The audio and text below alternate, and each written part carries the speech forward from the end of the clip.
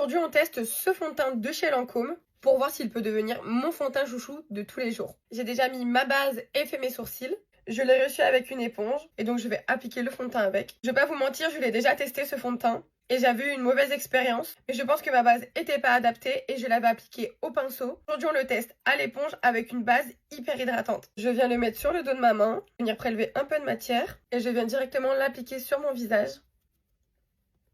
Je le trouve peut-être un poil foncé pour moi. Au niveau de la texture, je le trouve quand même assez léger sur la peau. Je trouve pas qu'il fasse d'effet de matière. Donc ce qui est bien dans ce fond de teint, c'est qu'il est enrichi en soins. Donc il est censé améliorer l'état de votre peau, même en vous maquillant. Même si les filles, le maquillage n'abîme pas la peau. Il est censé avoir une tenue de 24 heures. Après, si vous cherchez un fond de teint avec une autre couvrance, ne vous tournez pas vers celui-ci. C'est une couvrance qui est hyper naturelle. Comme vous le voyez, mes imperfections sont pas totalement camouflées.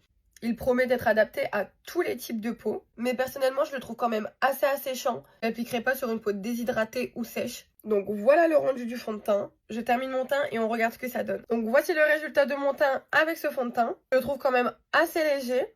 Ça va pas devenir mon fond de teint favori, mais pourquoi pas quand t'as une peau vraiment sans imperfection. Et en global, il a quand même un super rendu et mon teint est quand même encore lumineux. Si je devais lui mettre une note, ça serait vraiment un 7 sur 10. Il est pas mal, mais je préfère les fonds de teint beaucoup plus couvrants et un peu moins mat. Je vous fais des gros bisous.